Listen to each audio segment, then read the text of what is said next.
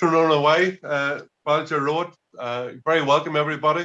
I'd like to introduce people who are watching here on the Facebook or YouTube channel of the Irish Freedom Party. A young man, Peter Ryan. He's done a very intriguing thesis at, is it UCD? On, it's called Irish Anti-Imperialist and Nationalist Economics. He did it UCD as a master's, and he's just in, along with Angela Nagle, who's quite well known in an Irish girl over in the States, who's very well known. He's done a short paper on Irish industrialisation for the 21st century and a 10-point national development plan.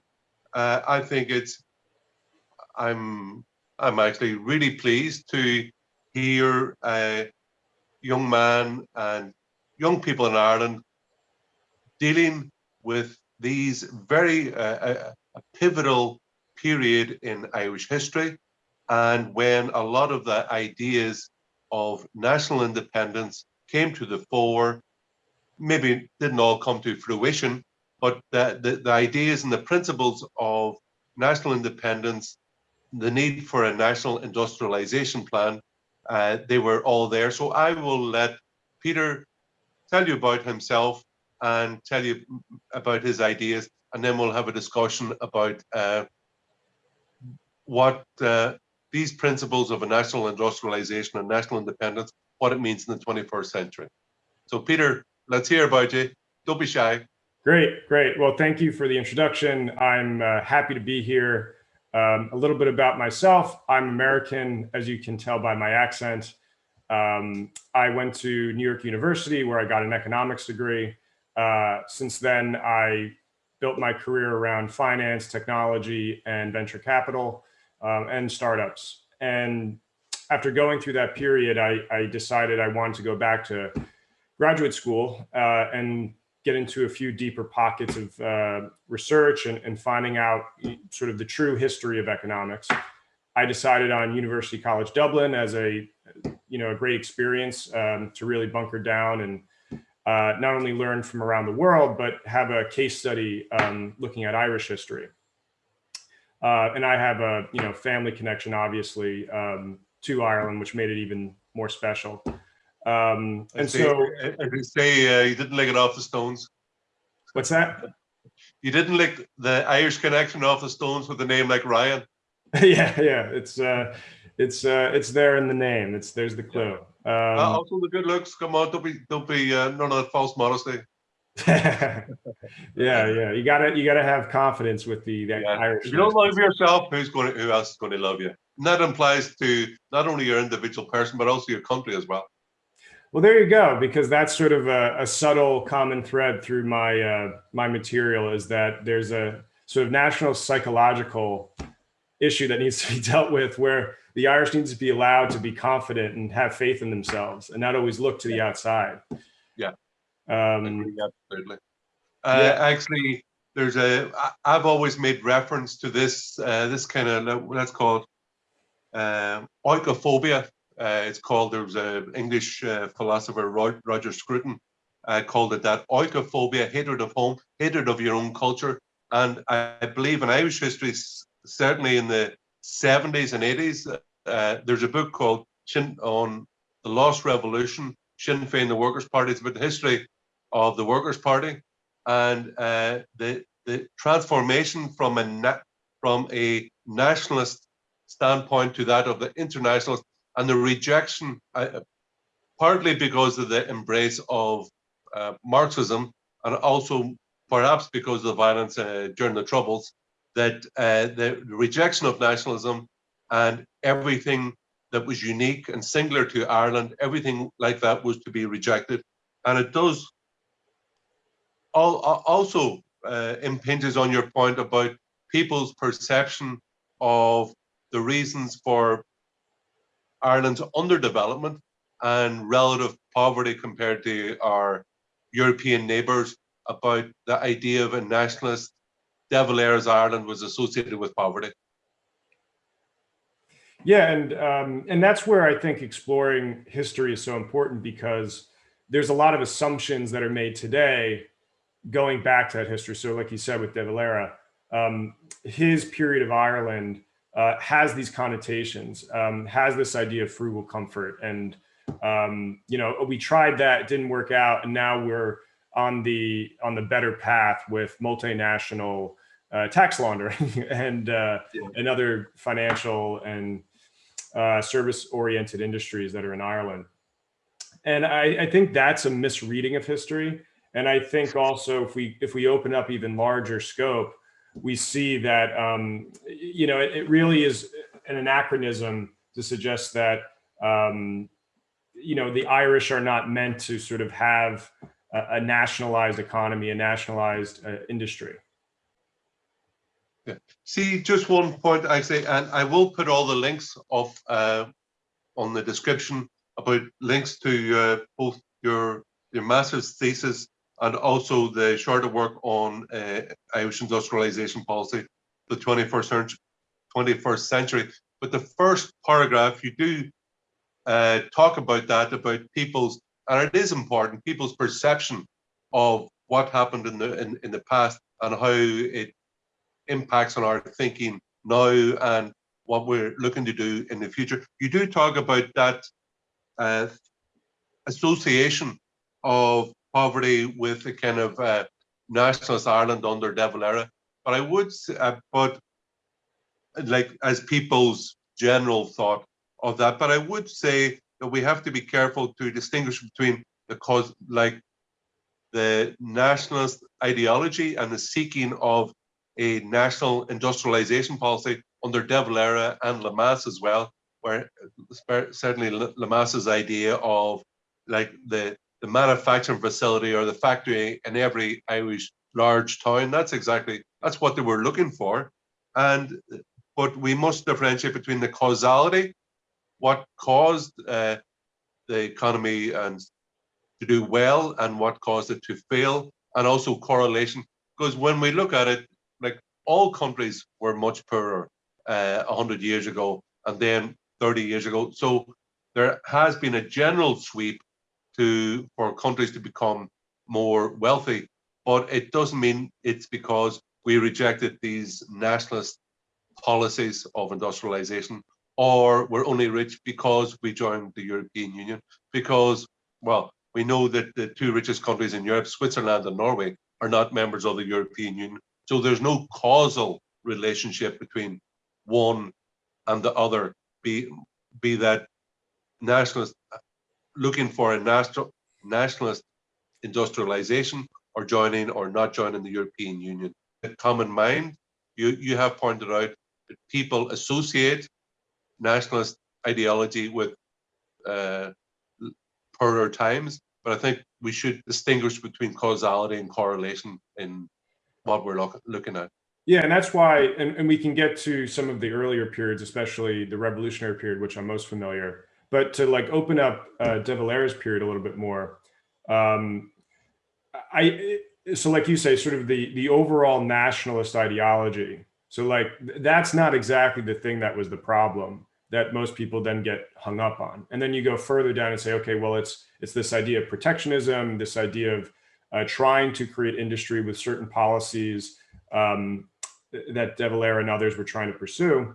And when you start to inspect that a little bit more granular level, you start to find out that, there were real, you could say, technical problems to how those policies were implemented. In that, for instance, there was a rule that Irish companies that were going to be in Ireland had to have 51% ownership that was Irish. That rule kept getting neglected. And so there were all these loopholes, and there were companies that were based in England that were, setting up sort of, Irish faces to sort of own the company. And then thus their sort of incentive with sort of industrializing Ireland in certain directions were not aligned. And so that was like a technical problem you can inspect and say, well, that's a certain reason why it didn't develop the way that it should have. Another key reason, and one of the most critical that I find, is that Ireland never really created its own monetary policy. So, and there's a whole history coming out of the Free State through the 20s, through the 30s, where it was grappling with, should it create its own independent central bank, independent from England and wider powers, institute its own currency, and all of the cascading regulatory effects that come into play when you have a sovereign monetary policy. And I would agree with you 100% now, because like your thesis is on at after just post around that time of 1916 and afterwards into the early 20s. But when we look at the disaster that only happened to us between 2011 and 2013, when our country was massively indebted because of this so-called bank bailout, which was actually a stitch up by the ECB and European Commission, eventually on the Irish taxpayer. Monetary policy, I agree with you, is absolutely crucial, because what benefits does a country get from having its own monetary central bank and monetary system is that we have greater control of the money supply and also interest rates. Now, I believe that when we joined the euro, now remember also, and I would advise you to have a good talk with Anthony Coughlin, who's Mr. Eurosceptic Ireland, has been since before we joined the common market in he wrote his first letter to the Irish Times in 1962, saying, warning, we shouldn't go in. But he was the one who pointed out to me, and I wrote an article in the Irish Daily Mail, it was almost 15 years ago, that for economic resurgence, Ireland must leave the euro, must have its own currency, because those two main factors I just mentioned there about control of money supply and greater control of interest rates. Now, when we joined the euro interest rates were decided by the ECB mainly to suit Germany and France, for instance, 18 years ago. And interest rates for Ireland should have been roughly 8 or 10%, but they were set for Germany and France at roughly 2%. So the interest rates were totally inappropriate. Money supply was huge. And we had this avalanche of cheap money, which eventually led to a building boom in Boston, Ireland, and then massive debt, which was then, because of the promissory notes, then put on private debt from these Franco-German banks, was put on the Irish taxpayer. We were massively indebted, and now we have a public debt of 250 billion. But why do you think that monetary policy and having a national central bank is so important? Yes, because I think that monetary policy is ultimately linked to political policy. So the sovereign political entity in a given land area, that is who is best to decide on the monetary policy, because it's subordinate to it, because there are uneven levels of development across the world. So depending on which nation you go around, history and other geopolitical factors have played out so that,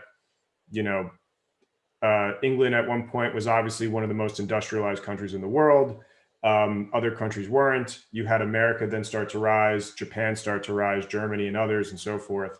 But because of dynamics that create sort of this uneven field, that's where you need monetary policy to come in and sort of help stimulate, whether that be through, and this is sort of a flexible perspective on the exact policy, but you could think about depreciating a currency to make exports more attractive to global markets. You can think about how Japan has often done it, where you need a certain degree of long-term investment by the government in terms of a development bank-oriented situation.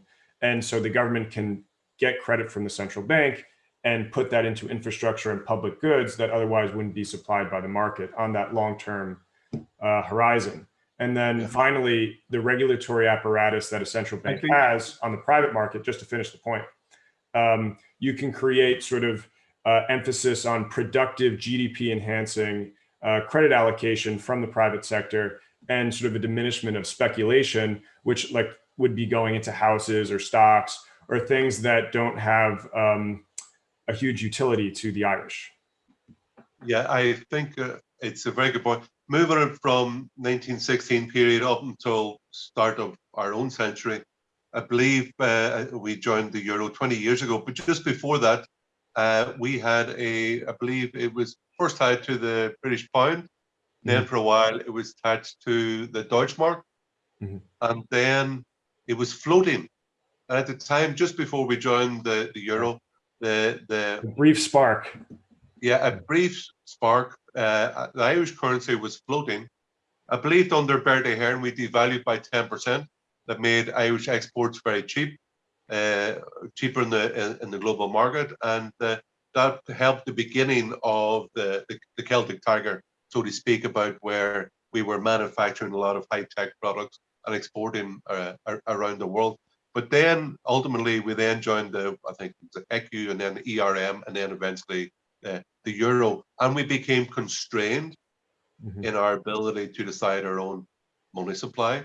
As you rightly pointed out there about the power, which I kind of neglected, but which you pointed out, the power of the central bank, and behind that, the political people who elected, people elected by the people, the government, the power to select certain sectors in the economy, be it high tech. As you pointed out, you've given a list in your thing about high technology, medicine, pharma, whatever. But they can choose the sectors and kind of put kind of quotas for money into these various sectors to stimulate them.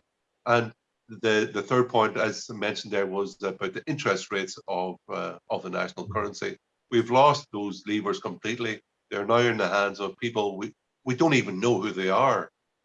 These unelected bankers in Frankfurt. We've no control over them at all. And the Irish representative in the European Central Bank actually takes an oath of loyalty to the EU, not to the Irish people, not to the Irish nation. And if you look back at what happened with Brian Lenihan, and at that time with the Irish representatives of the European Central Bank, it really was scandalous, I believe, what he did by bouncing the Minister of Finance into a bailout, which was very damaging to the Irish economy.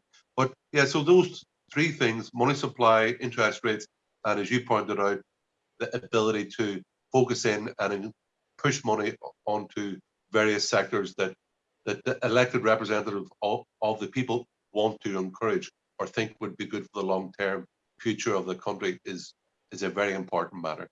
We had a short period pre-joining the euro when Irish currency was floating. We then could devalue by 10%. It was the beginning of the Celtic Tiger. But then when we joined the euro, our interest rates controlled as they were then, our euro interest rates, I always call it the poison in your pocket. These interest rates were controlled by the European Central Bank in Frankfurt. They're judged, they're put for the betterment of mainly France and Germany. They're completely inappropriate for Ireland. We had this building boom and bust, followed by this huge bank debt placed on the Irish taxpayers' shoulder. But one thing is, as you pointed out in your paper, I think there's 8 countries in the EU which are not members of the euro. Correct. But so, as far as I'm aware, legally, you can be a member of the EU and not a member of the euro, right? That's the way it is anyway, with, as you say, 8 countries. But you can, if a country in the euro leaves the euro, it also legally leaves the EU. So I don't think it's as easy, well, legally anyway, in regards to the treaty law. You can't, if you leave the euro, you also leave the EU. But however, as we've seen over the years, when it comes to the crunch, the EU always does whatever the hell it wants. So the idea of law binding long term doesn't seem to hold. We saw that in the Treaty of Lisbon, where even the whole idea of bailouts was discussed. It was illegal in the Treaty of Lisbon, but the EU found a way to get around that and do as it liked. Right?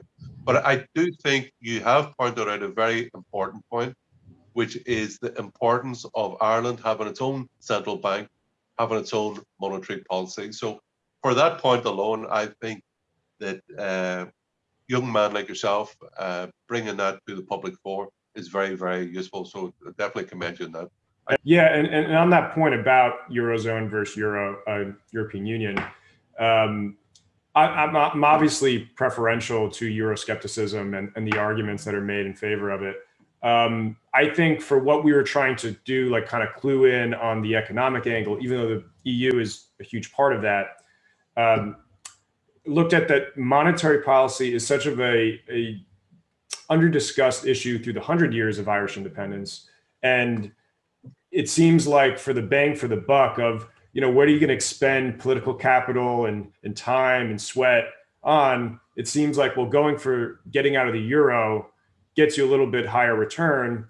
And then with the EU, I do tend to believe that while there's problematic things about it, there is probably some need for a structure that the European nations can sort of collaborate with. Now, the specifics of the EU are one thing of itself, but I'm more of the perspective of, I'd rather ruffle feathers in the EU to get what the Irish want, no matter what any of them say, and sort of be a little bit flagrant with it, than sort of go sort of into a full bore like, well, we're going to bring all the ire of the European Union onto us by trying to leave. Whereas you can kind of thread the needle a little bit more by going eurozone at least first, and then seeing if you can negotiate with the rest of the European Union.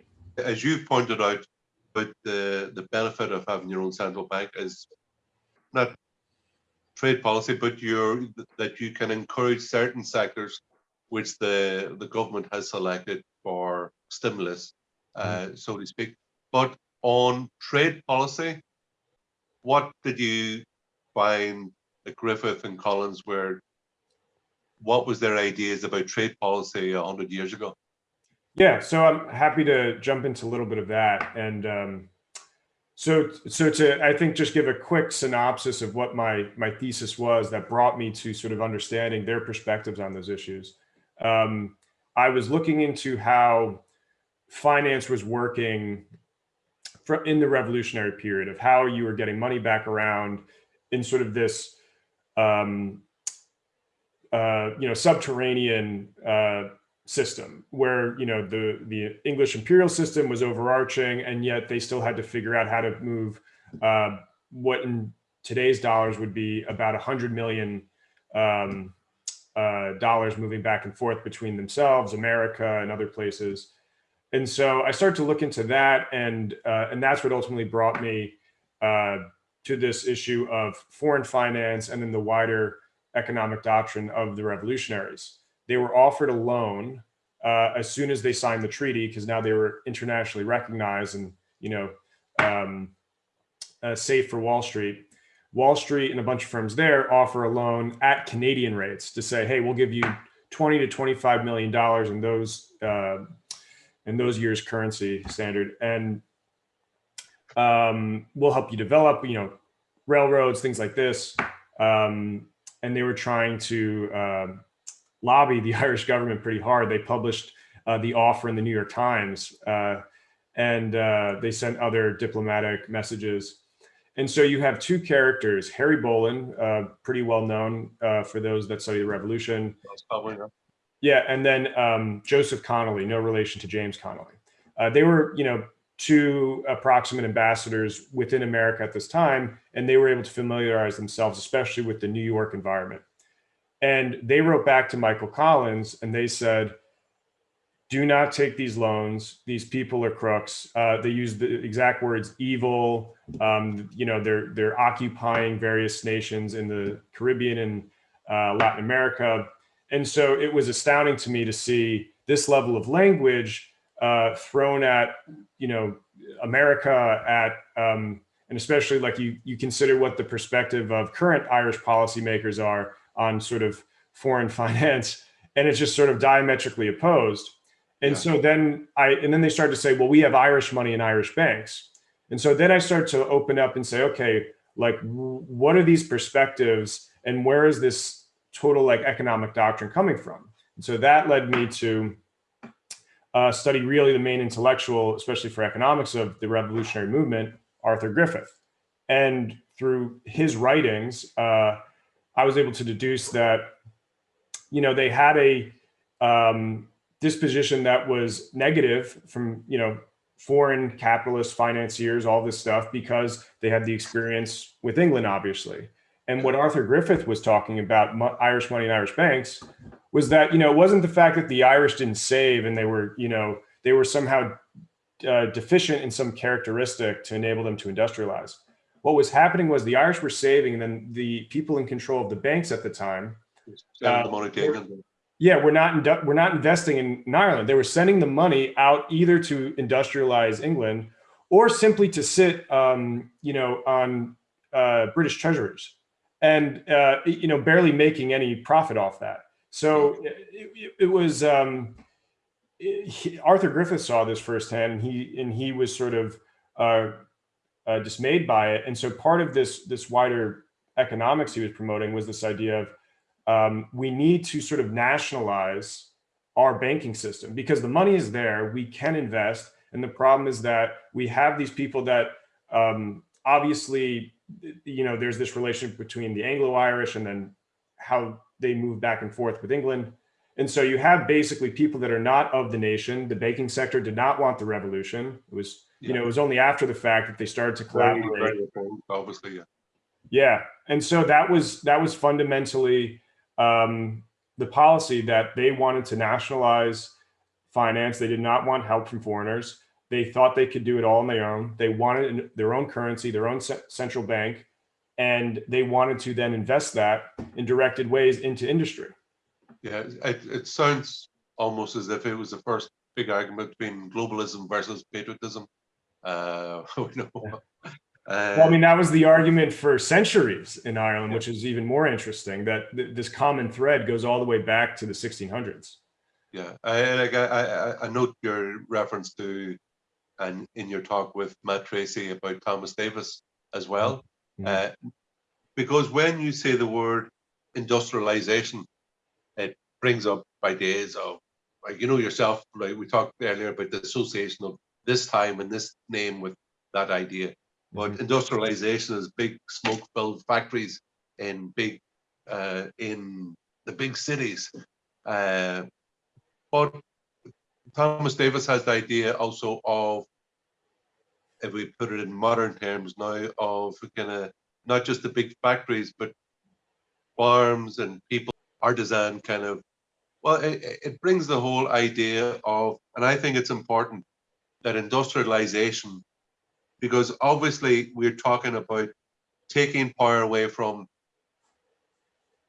global capitalists, having the nation, us as the people, having control over monetary policy, then starting having the control over pumping money to various sectors, about the industrialization, encourage various sectors.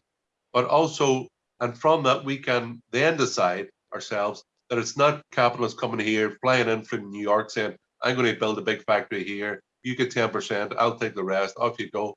But that because we're the people who live here, we're the people who feel the pros and cons of these ideas. But I think it's important to bring up the idea of juxtaposition. Industrialization does not mean centralization, that it can allow for the decentralization of industry, of various sectors, of various types of work across the whole country. That industrialization does not mean the centralization of everything or most things around Dublin or around Cork, but there's a big country out there. And Lemass, and I think, had some very positive things. This idea of a factory in every large town to allow a greater decentralization of capital around Ireland, that they provide work throughout the whole country. And it brings up the idea of cooperatives, that it just doesn't have to be the fat controller owning a factory in central Dublin, but it can be also not just, it can be worker cooperatives, which I was very interested in as a young man your age, when I was young and idealistic, and I used to read a lot about Conan, about the importance of democratic control, control of capital through worker cooperatives. It's more democratic. Certainly, it's good for a young nation. And in Ireland, we had A.E. Russell, the poet. He was very active in the formation of agricultural cooperatives going on then in the 50s, 60s. We had like Father O'Dwyer, I believe, in Teelan, Glencollinkill, and West Donegal. So it brings up the importance of cooperatives. About industrialization does not mean centralization. Julius Nyerere in Tanzania, who also with that African, a little bit of Irish influence as well, about the local cooperatives is also very important.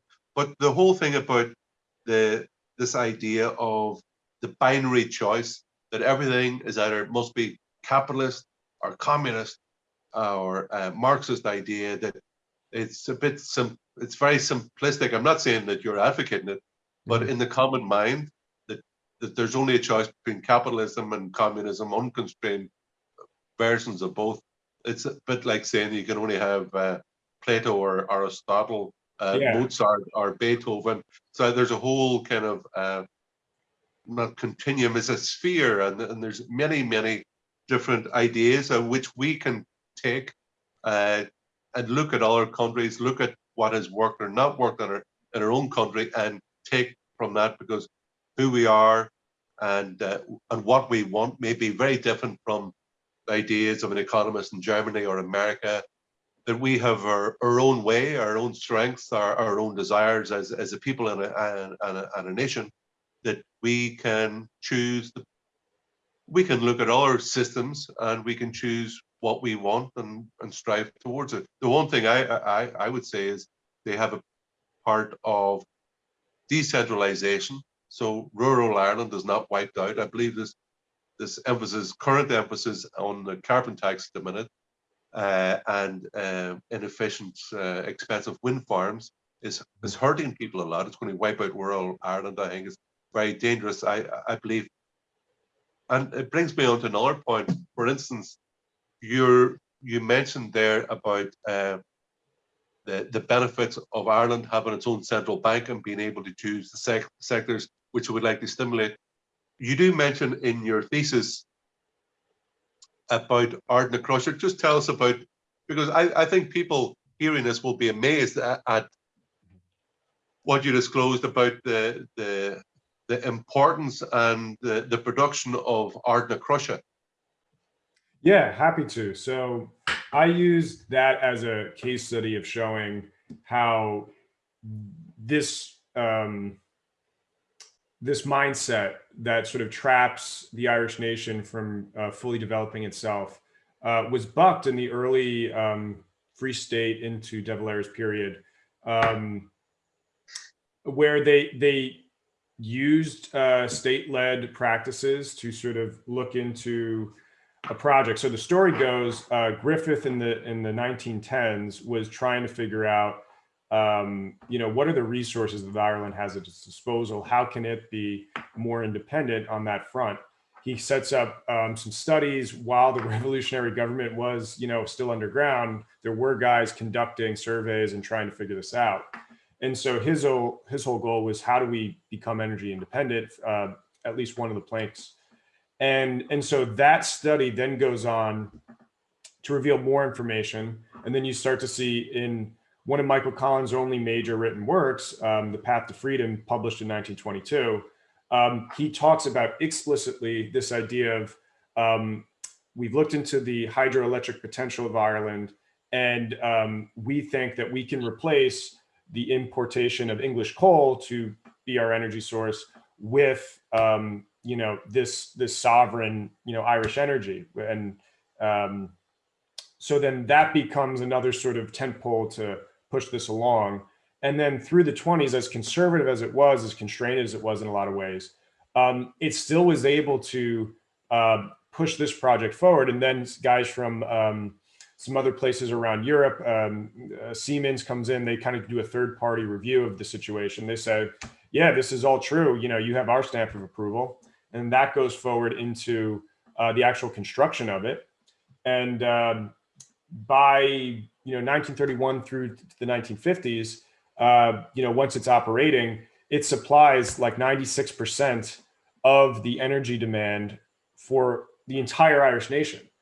And so this was an incredible to hear that. Now, I just saw it in your paper. I was absolutely amazed when I saw that. Nearly the whole of the Irish electrical requirement just from one project is incredible.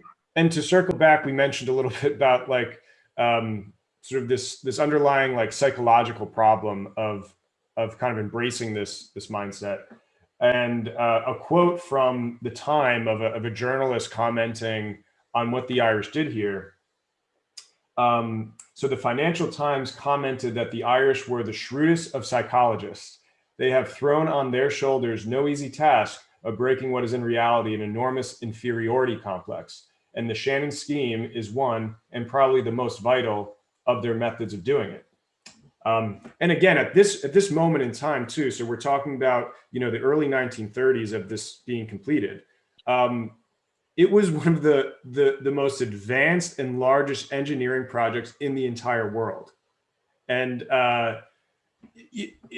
this was done, in the aftermath of the revolution, in the aftermath of the Civil War, in the chaos of like post World War I Europe. And then, there was a little bit of the 20s boom, but,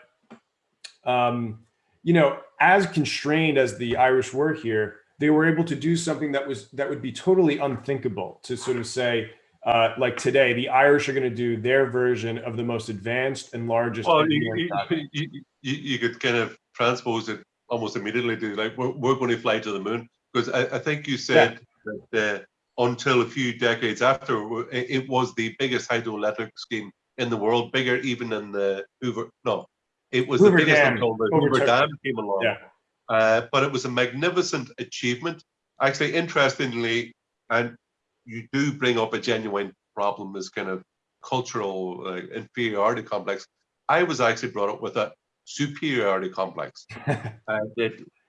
I was brought up in Derry to believe that we had the best dance, we had the best poetry, the best music, the best games, that our Irish people had a great amount of good and many things the best to bring to the world, and the world was lucky to have us. And aren't we absolutely fantastic? So the very opposite of inferiority complex I was brought up with is very strong nationalist feeling of we have many things, maybe because some people haven't traveled that much, they're not aware to compare their society and our society. Think, you know what, we've got a lot of good things going for us, a lot of things we can love if you look at a game of hurling. But even if it's down to how we interact and see people, you just take that strangers are friendly, and things that we take for granted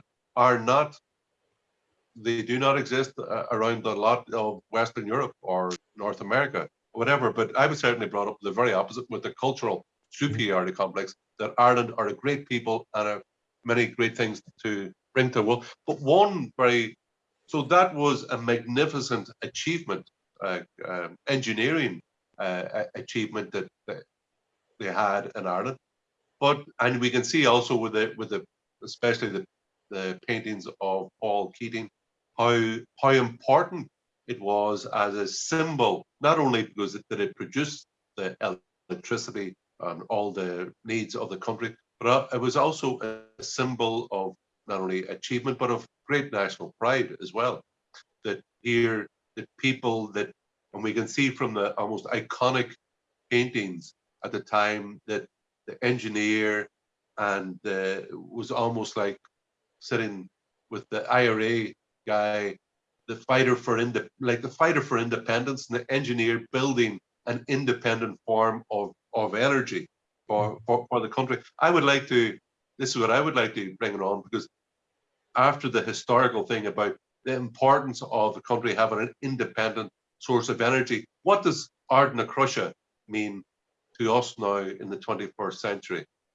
I think would it be beyond our ken, our ability to think of, we're in Ireland, yes, we do have large and increasing energy needs for the country. It brings up two things. Why are, I think it's 29% of all Irish energy by the end of this decade is going to go to data centers for these large globalist companies, which doesn't benefit the Irish people very much in regards to employment.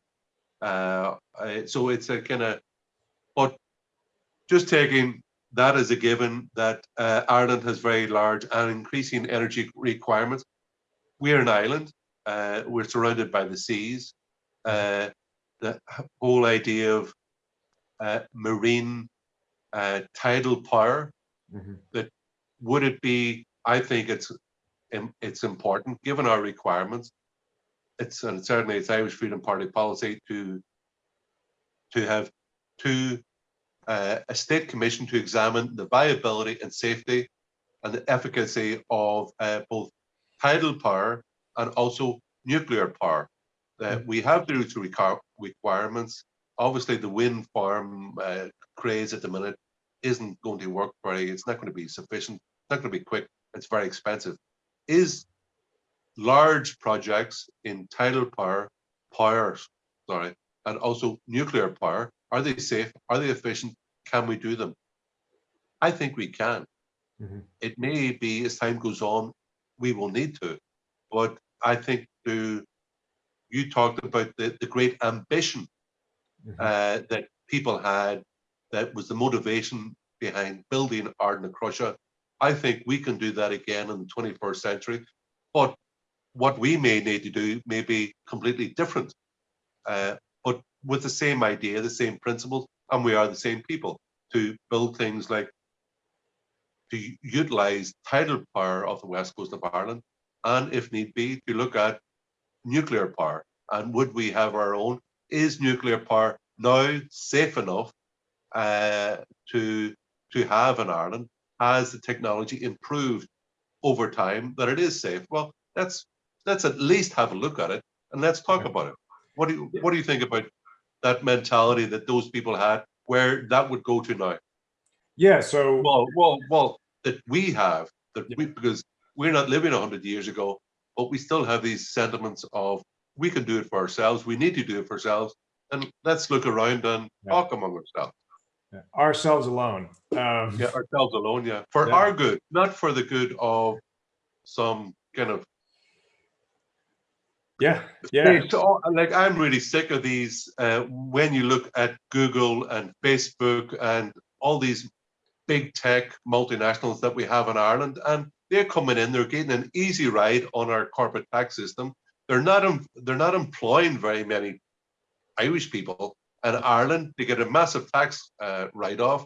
And look at, Ireland, surely it's run as our home and our homeland for the benefit of Irish people. We're not here for the benefit of Mr. Zuckerberg and friends. Yeah, and before touching energy, but on that point, there's this irony of, well, you have to set up the economy to cater to multinationals because they'll help us grow. Well, it turns out they don't actually employ a lot of Irish people. And then of the people that they do employ in the small number, they're actually bringing in foreigners to take those jobs. Yeah. And then you go further, and then it's like, okay, well, at the very least, they're giving us big tax revenues. And then you go, okay, what are you using those tax revenues for? Well, we had to bail out the banks, then we cut austerity measures down, so we couldn't spend on actual Irish people. We had to pay bank debts.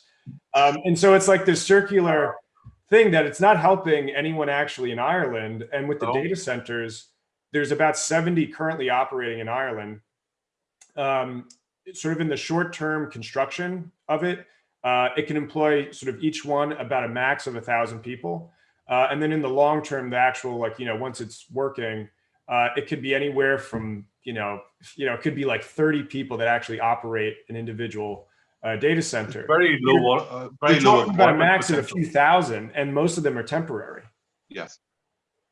Yeah, no, I think the whole thing about when you look, it just came up there last week. I see that Facebook, 70% of its employees in Ireland are actually non-Irish nationals. Like, why are we bringing these people in?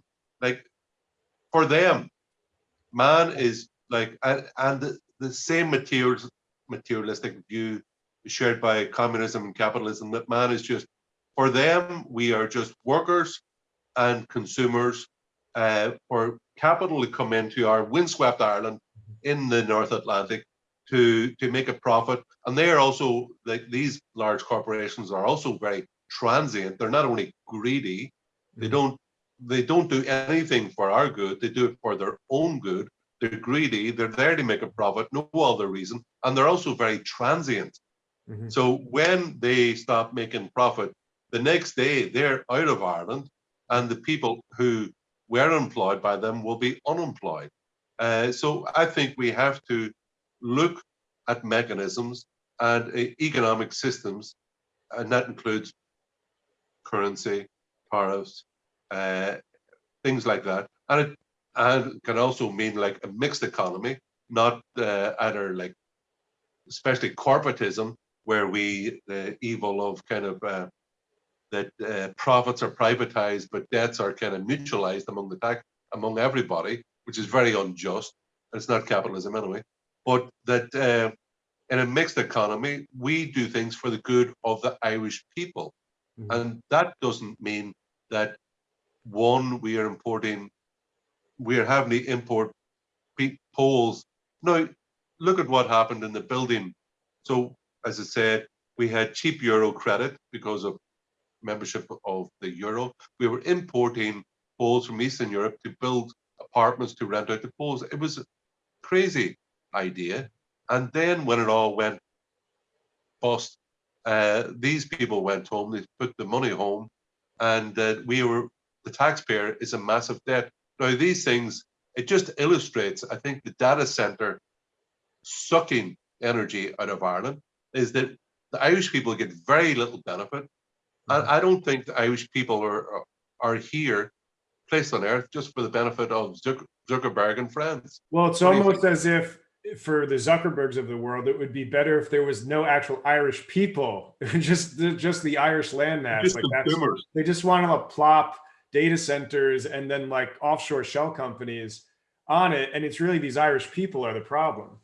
Yeah. And that's one thing that they're really look at it. Yeah, like another problem I would say with EU membership is that it does talk about free movement, unfettered, like the men of 1916 talked about the unfettered control of Irish destinies. But whereas the EU talks about free movement of people, of capital, and of goods and services. And the problem with free movement of capital, of it just, it's like washing over Ireland, and then it swirls around a little bit, and then when profits are going down a bit, it'll swish off somewhere else to Vietnam or wherever. These transient multinationals will basically use us up, spit us out, and go on elsewhere. I think there has to be, when you talk about industrialization in the 21st century, and you brought it up there about the importance of our own central bank, encouraging sectors and SMEs, not only, as I talked about, like, for instance, agricultural cooperatives and worker cooperatives, but also SMEs, small companies which have a buy-in to our country, whose people, whose families belong here, want to stay here, want to give their life here, want their children to grow up here. And I think that is very important. And as a member of the EU, because of the free movement of capital, which we can control, and these multinationals, they hate nothing more than the idea of a nation state asserting itself to have more control, that they can ensure more, like, better life for their people. We're almost, in a way, we're not always at the moment. I think the Irish government are completely not compliant, but supine, to the wishes of these big tech companies. Yes, it's completely the case. There's no sort of feelings of national sovereignty, of emphasis on Irish labor and Irish sort of long-term sustainability. It's this idea of it's very short-term. It's figuring out how do you placate the next foreign tech CEO or Goldman Sachs banker or any number of these things. And the problem of conceding various powers like monetary to a macro European bloc that is largely controlled by Germany and France is that you just replicate the same dynamic that the English Empire represented for Ireland, and that for centuries it was discussing this very dynamic. And in many ways, the history of looking at things from this lens, of thinking about protectionism, of nationalized industry, has pockets around the world, like America, like Germany, of where this thought originated. But ultimately, the conversation was first going on in Ireland because they were the first ones having to deal with this relationship of they have this, imperial power stretching over it. And that's where, take a further spin into history, one of the people that Arthur Griffith cites explicitly and affirmatively is a man named Frederick List, 19th century German economist. He wrote his major work in 1841, The National System of Political Economy. And this represents this wider school of thought that is not socialism or communism or anything of that vein. In fact, is very much opposed to it. And that those contemporaries like Karl Marx, who were also floating around Germany, were very opposed to Frederick List's system. But what this system represented was this idea of free trade that England is promoting is sort of this veiled imperial ideology that enables them to sit on the top while everyone else has to remain this dependent periphery, just sending them raw materials while they get to manufacture and send the finished goods out to everybody else. And so the interesting thing that Frederick List then becomes this kind of big bang of this thought, where then his work again goes out back to America, goes to Japan. When they did their Meiji Reformation, they had the choice of saying, do we want to become like the rest of the, colonialized third world, or do we want to actually do something about this to protect our national sovereignty? They chose the latter, and they utilized the teachings of Frederick List to develop their country. Bismarck in Germany in the late 19th century did the same exact thing. And what's quite interesting is that then that all spills over into every single country that industrializes is using some of these techniques. And then if you look at Frederick List and you start to analyze, well, where did he sort of learn these ideas? As a younger man, he gets exiled from Germany and he goes to America, specifically Philadelphia. And the next, then we find the Irish mafia were there long before him. You're telling me about the economist Carey. Yeah, and this is the fascinating thing, and that circles back because Griffith preferences List as being, like he says, I want Frederick List's book to be in the hands of every single Irishman, which is a pretty astounding statement. But Frederick List is in America as a young man, under the wing of Matthew Carey, who is an Irish-born, now living in America. And he is a book publisher. He's a magazine publisher. He's an economist. He's one of the people really forcefully pushing economic ideas. And if we go back further, his earlier days in Ireland, he right before the Act of Union, in that sort of tumultuous period, one of the main things, the consensus of the dissidents within that Irish sphere we're talking about, was the idea of tariffs, of how English free trade is hurting Irish industry, which at that time was in textiles, and the emerging Catholic middle class that was starting to make some headway. And so he was an Irish Catholic that was in Ireland as a journalist writing about these economic ideas. And in this general nexus where we can say these ideas existed way before they were sort of suggested to be. And now we go forward. He gets exiled from Ireland, unfortunately. He comes right into the crucial time period in America during the revolutionary 1776, and that carries on into the 1780s, and sort of forming the government and the eventual constitution. And so he actually becomes one of the most read publications of the major founding fathers of America, George Washington, the first president of America, says it's probably the number one resource. American Reserve, sorry.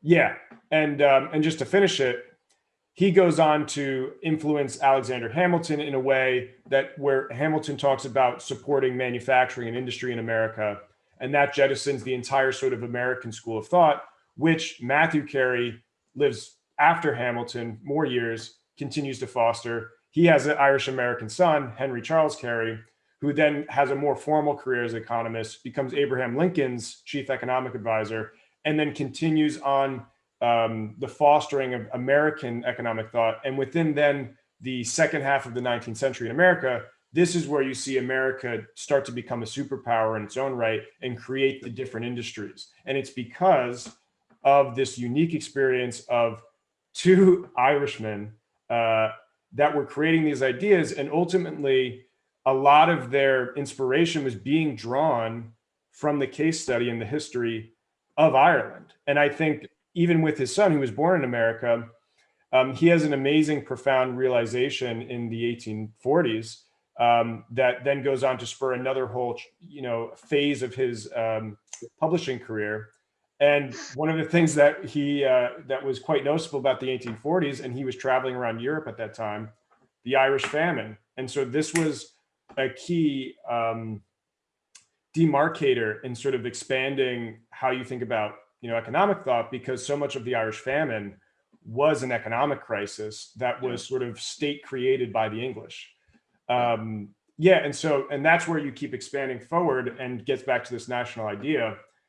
Why is it that we shouldn't take inspiration from ideas that were produced from Irish minds, from an Irish context, and that people like Arthur Griffith and others were drawing from to create their own vision of what a free, independent Ireland was going to be for the 20th century?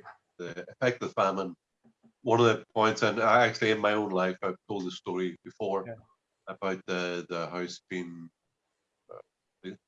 outside the house being smashed up by British soldiers when I was a kid, that the importance of seeing that control, it's better to have control of your own life and your own environment than have non-Irish people do it, because ultimately I think they'll always screw you over, and people act in their own self-interest. Not only happens to individual people, but also nations and countries. And the famine, England came, they took the food, left us without it, and we starved to death. So it's not putting ourselves in a supine position is not good. I believe that those Griffith taken on from the economics ideas that you pointed out there, Carey and List, that was an economic expression of national self-determination and national sovereignty.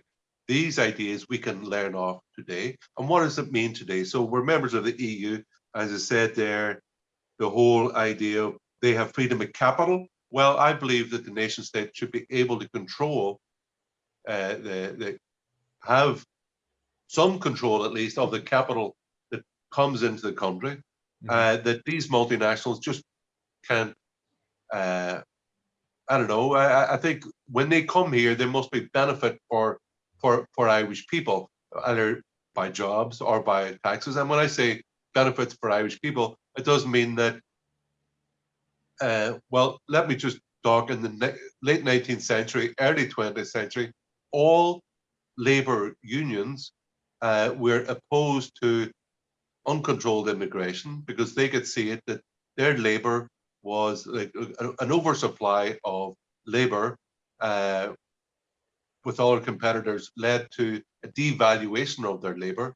They get lower wages, and they were always opposed to mass immigration. I believe not only should we have the nation state have some control and say over the free movement of capital, but also on movement as well, because at the moment 17% of people born in Ireland are living outside Ireland, and 17% of people living in Ireland are non-Irish nationals.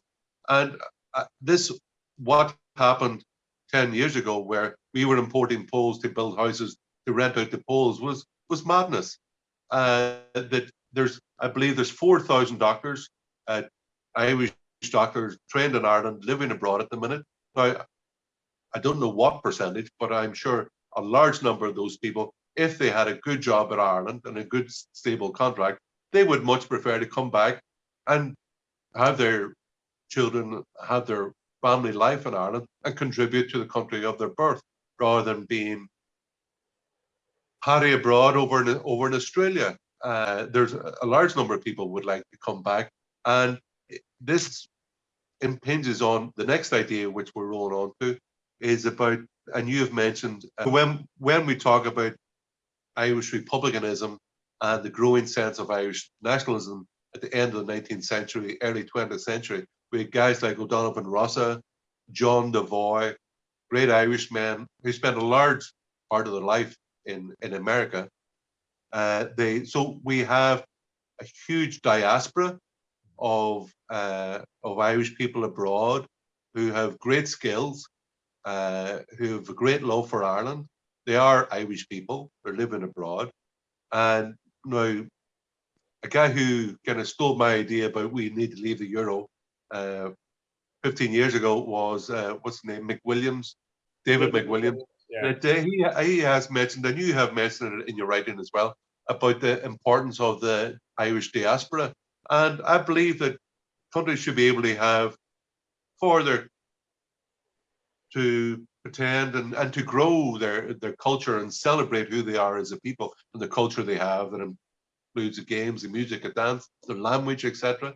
That we should be able to facilitate the return of the Irish diaspora abroad, these people who are our family, who just live in a different place, who love our country, and many of them would like to return. And I believe that we should be able to, as a country, be able to make it easier for Irish people to come back for our diaspora to come back to contribute. If Ireland needs more people with other skills, that we should get them primarily and first, as we are the people who should be able to choose, not just free movement for anybody who wants to come from anywhere across the world, but we should give first dibs to our Irish diaspora, that they should be able to, we should facilitate them by changing the laws on insurance, for example, on taxation, about entry, that we should help them to come back to contribute their life and their skills to Ireland and the country that they love. Yeah, and so that's why I make it a point of the National Development Plan to encourage the right of return for the global diaspora, and thinking about the spectrum of what that means. Of obviously, the entire diaspora isn't just going to come to Ireland overnight, but a few people coming, and then probably more importantly, at least for the short term, the enablement of more sort of Irish liaisons abroad. So if we're talking about industrial exports, it's very helpful to have, Irishmen that have an affinity for Ireland in a stronger way, in different countries that can help that. So I think altogether, we have had that. We've had whispers of that in the IDA, that they do try to kind of make links with Irish entrepreneurs and people, the Irish community abroad, and they have tried to tap into that, to be fair to the government. But I definitely think I agree with what you say, that it would be something to encourage and increase over time. For what the Irish diaspora is, I think certainly more can be done. And this is where it kind of gets even beyond economics and on a deeper level. I find that the history of the Irish diaspora, of what it was, needs to be reevaluated, in that obviously the main factor in driving people out of Ireland was the fact that they were starving, they could not find adequate jobs. They found the ability to work over in America. Some found the story of America more, illusory once they got there and saw it firsthand. But then as you start to explore the Irish identity within America and other places, you find that it was very much homogenous. It was very much close-knit. We Irish Americans, we had our own schools. We had our own churches, our own neighborhoods. Especially on the Eastern Seaboard, there was a very strong,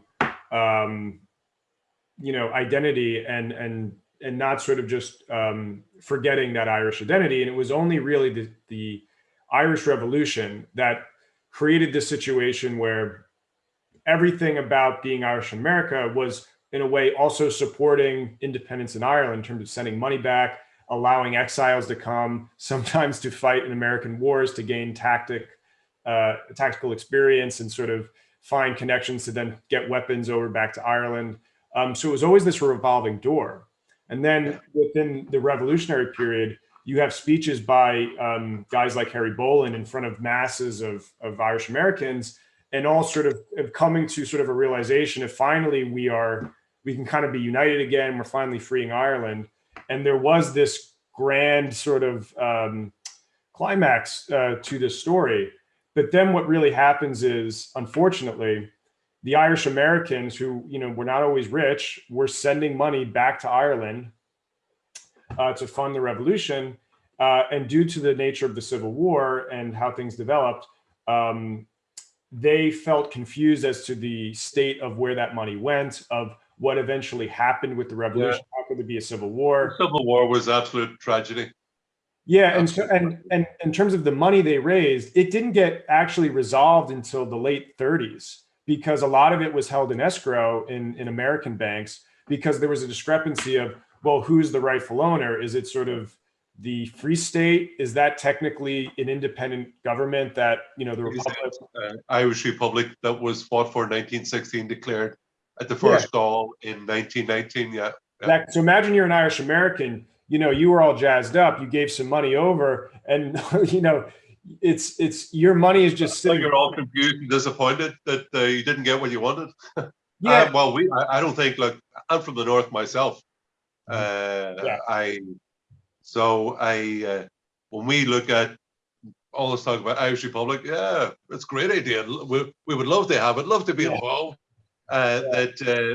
This freedom to achieve freedom, 100 years on, we still haven't achieved the Irish Republic that was proclaimed, I believe, 1916. But hey, we and our generation, we can still struggle and seek what Irish people have always fought for, which is self-determination, deciding their own destiny, rising by our own genius, and falling by our own stupidity. You mentioned there the great, huge Irish diaspora in America, which is full of achievement. One which is often forgotten, and it's 100 years ago, is James Holland. It was Irish Fenians who invented and paid for and invented the submarine. It was an Irishman who invented the first submarine.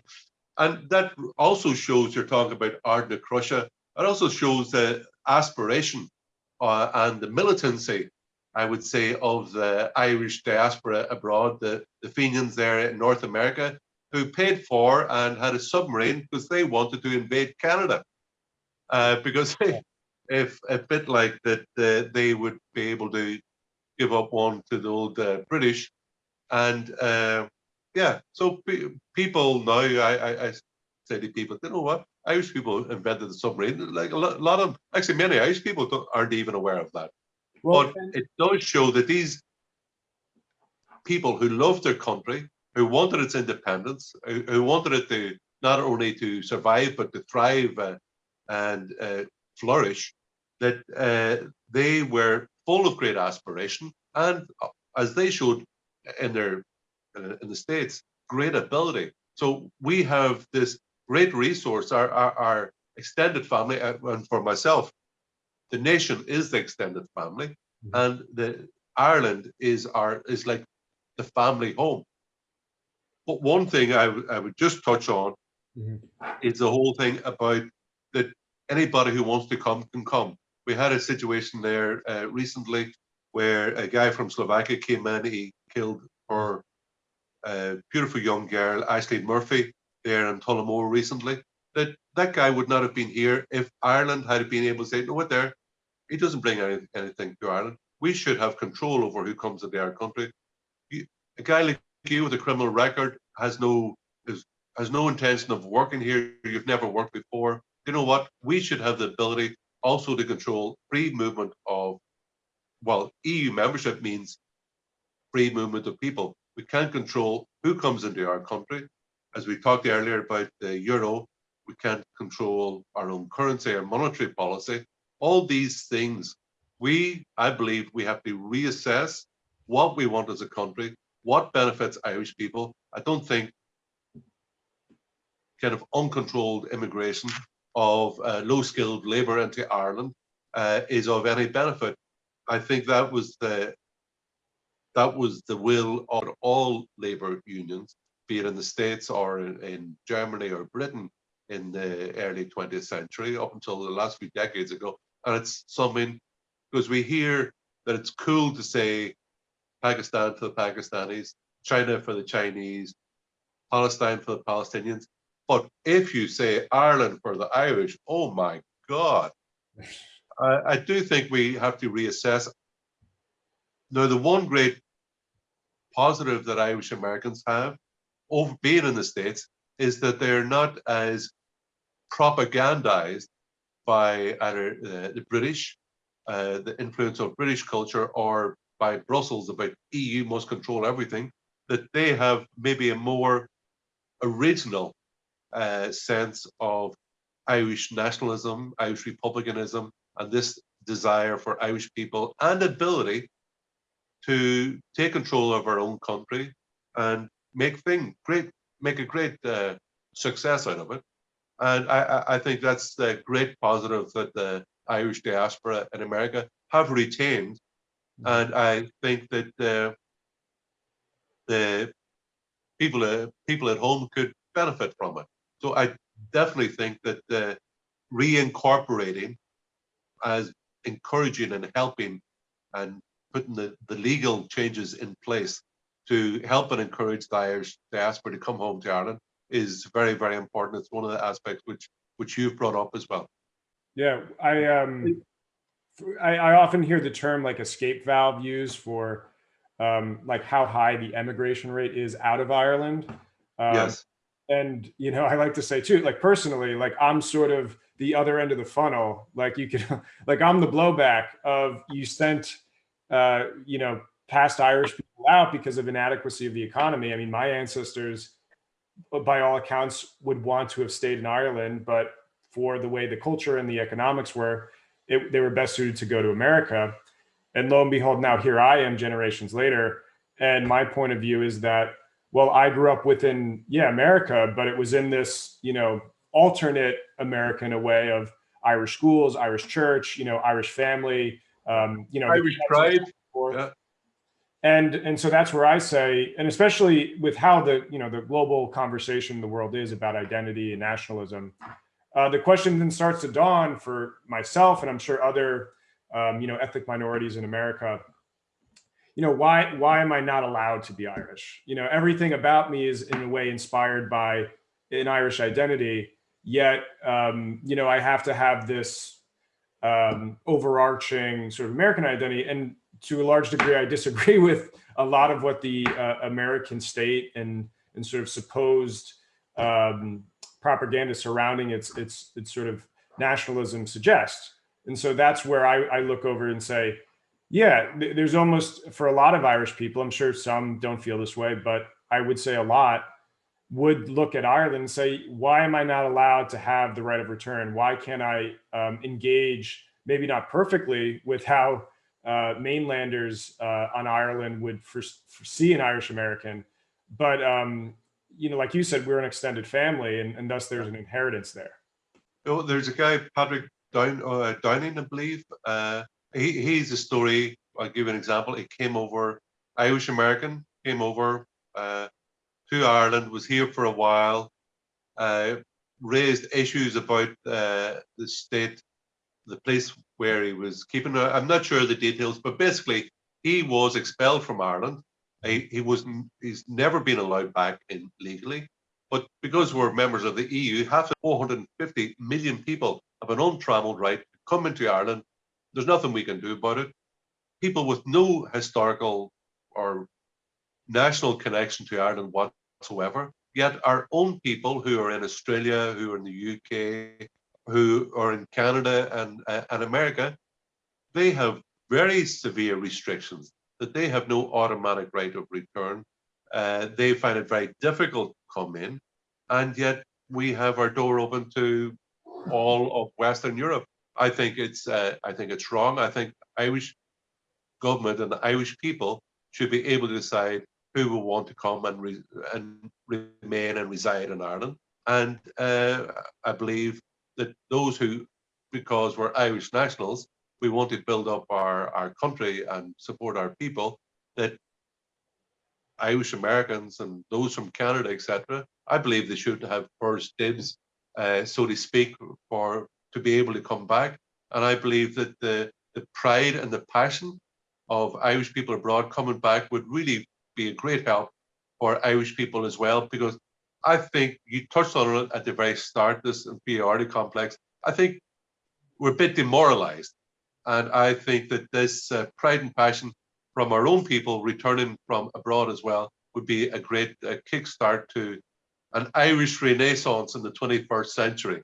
I don't think we're just here to replicate those ideas from 100 years ago, because our circumstances are different. We live in a different world, and we have to, with the same, I believe, the same principles and the same passion for what they want, which is self-determination and independence, we too can have it for ourselves, using our brains and using all the people at home and abroad that we can. So, Peter, is there any what would your postscript be on our discussion here tonight? Yeah, I would say that I'm very much aligned with everything you said there. I think what I want people to take away is that the Irish can industrialize, that the current mindset that has infected Irish policymakers and elites for about 100 years has been inherited from an English colonial mindset that is not true, that if you have any faith and credence given to the Irish revolutionaries who fought for Irish independence and is sort of the foundation of everything it means to be Irish, according to, if you don't want to be Irish, why have a state? Why not to just devolve everything out? But if you have any credence given to those men and Irish independence and Irish sovereignty, then you have to take their economic ideas seriously. And this was the explicit vision that they wanted. They wrote it down. It was not something they came up with overnight. They read a lot. They were inspired by other countries that were developing around the world, other scholars.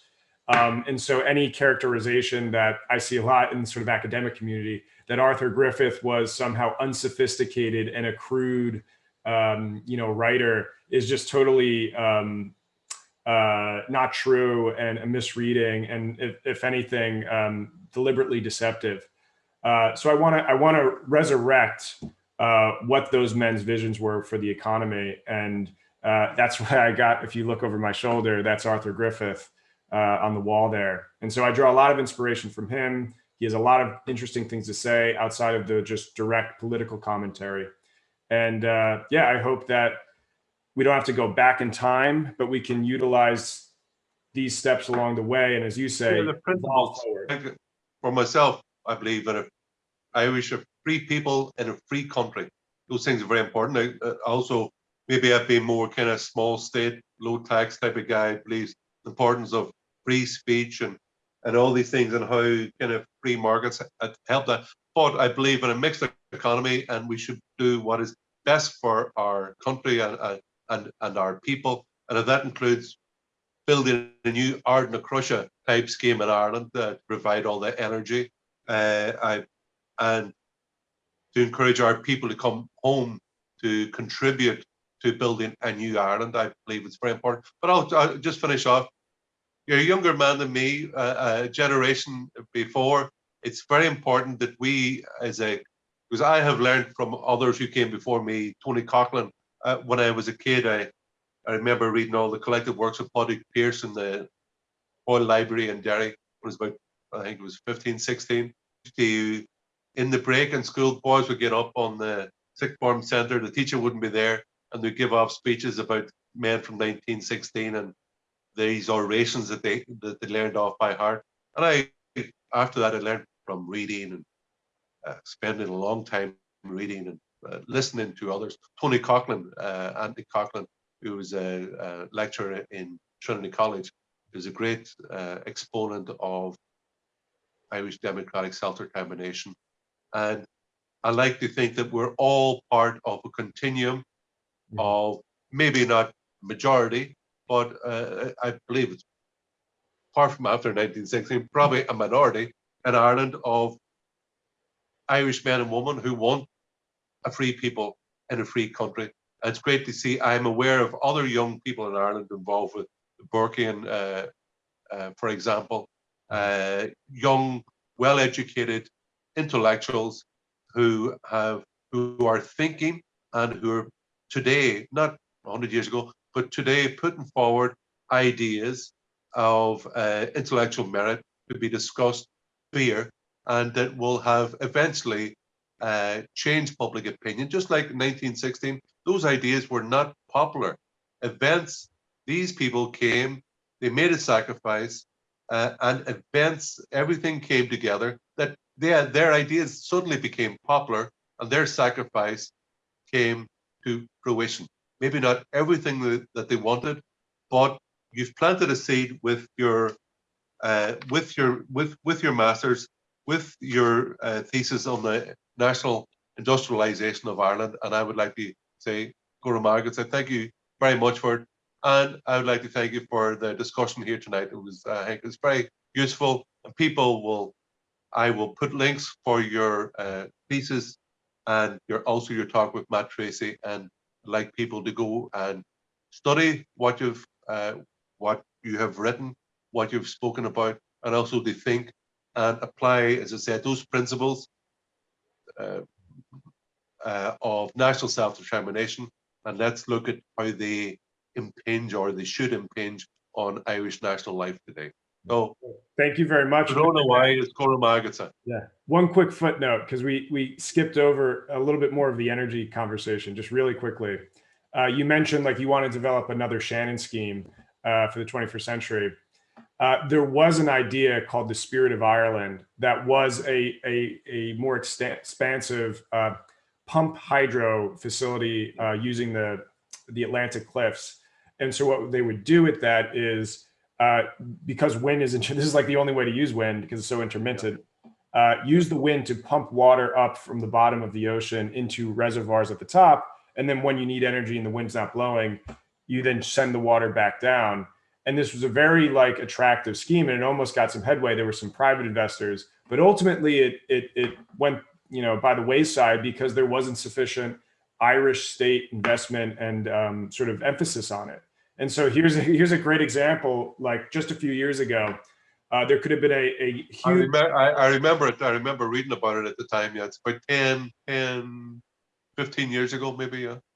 So it brings everything together, from the industrialization to energy, and then ultimately at the bottom there wasn't sufficient fiscal measures or monetary measures to enable this. Or sovereignty and independence was also a large part, where we don't have the power. We've handed these levers of power over to someone else in Brussels or Frankfurt, and we don't have the ability. But I do believe that we have the people, the country, and if we add the brains and the passion, eventually we'll come good. Events will come our way, but we have to push it that way. Great. Peter, I really thank you for your discussion tonight, and let's next time you're over in Ireland, give me a buzz and we'll meet up. Yes, sir. Okay. Thank you very much. God bless. Bye-bye.